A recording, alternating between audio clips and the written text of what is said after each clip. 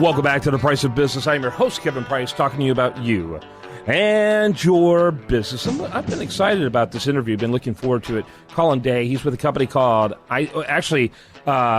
best called ICIMS, ICIMS, and I'm excited about it. I love what they do. He's the CEO of the company, and I believe I consider him a thought leader as well. And delighted to have you on the program. Welcome.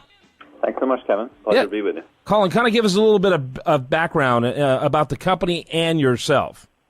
Yeah, sure. At a mile high, the company iCIMS provides a cloud software platform that helps corporations pretty much of every size source, recruit, and ultimately onboard new employees into their company.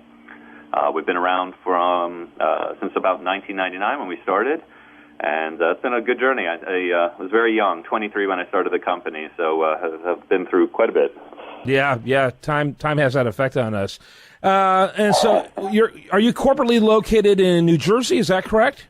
We are. We're headquartered in Matawan, New Jersey. So talk a little bit, 99, by modern technological standards, you guys are like way old. you know how that works, and so kind of tell us about what you do and how it compares to the way people historically do things.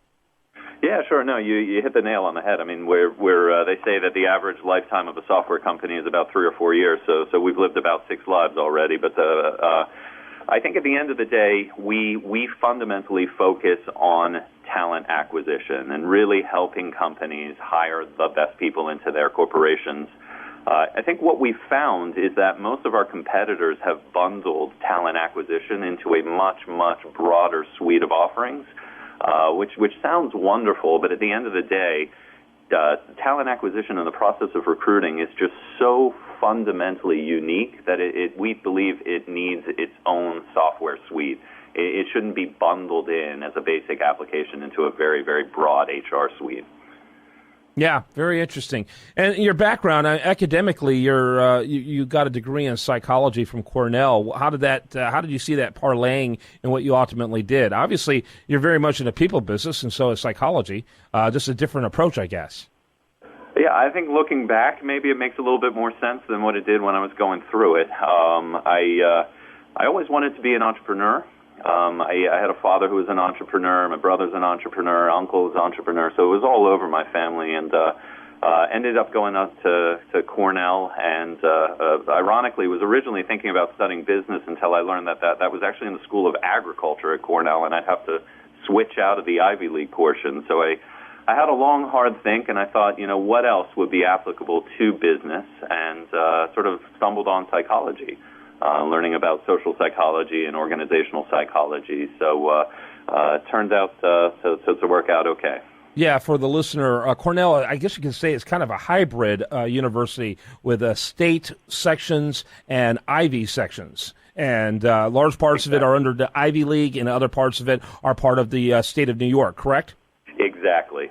Looking back, no one later on in their lives really realizes that it doesn't really matter which part you're in, but when you're a young college student who's worked to get into the Ivy, I think it meant a lot to stay in the Ivy, but anyway. Yeah, no question about it.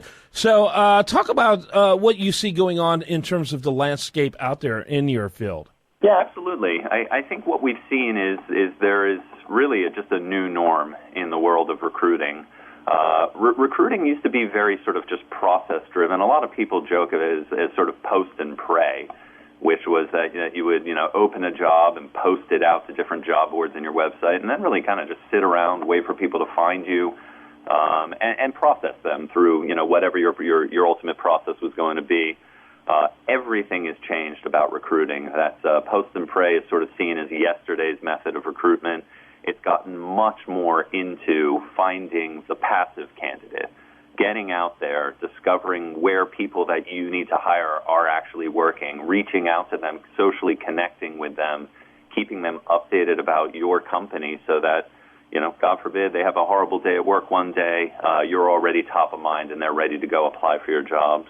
The other thing that we do say is, and I think this extends on all industries out there, social, mobile, and video have just completely and utterly changed the landscape, as I'm sure you can imagine, for recruiting. People, believe it or not, are beginning to apply more with social profiles than they are with resumes. They want to get in one click, just share their LinkedIn profile, their Facebook profile, their Google Plus profile. We're beginning to show that almost 80% of job seekers start their hunt on a mobile device. And so we've got to make sure that we're up on mobile trends in terms of career sites and presenting jobs.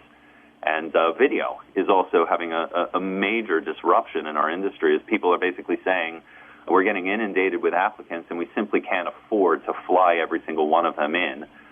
So let's engage with video recruiting technologies. So I think those are three or four of the major trends we've been trying to obviously make sure we're on the cutting edge of. You indicated you have a pretty wide range in terms of type of clientele, size-wise. Is there a sweet spot? I would say there's a sweet spot. We call it the mid-market, and to give you sort of a loose definition of that, we believe it's a company typically over 100 employees, extending all the way up, believe it or not, and this is a very large definition, to 10,000 employees or so. So the vast majority of our customers do fall in that definition. I will say more recently, we've started to notice great success at the enterprise level. So these are companies, again, that are north of 10,000 employees.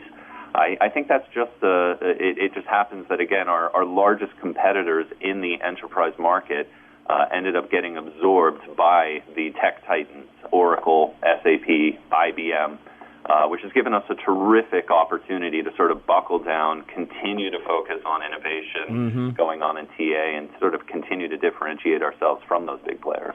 Best information for the listener to learn more about what you do. Where should they go? Easiest place is honestly just right on our website. We try to keep it as informational as possible. So that's www.isims, which is I-C-I-M as in Mary, S.com. Colin Day, thanks so much for your time. It's been a pleasure, Kevin. When we come back, much more for you. I do want to remind you, best content here, including this interview, will be found over there at usdatingreview.com, the national news site, getting over 1 million hits a month. And while there, make sure you like it on Facebook, follow it on Twitter, and this is The Price of Business.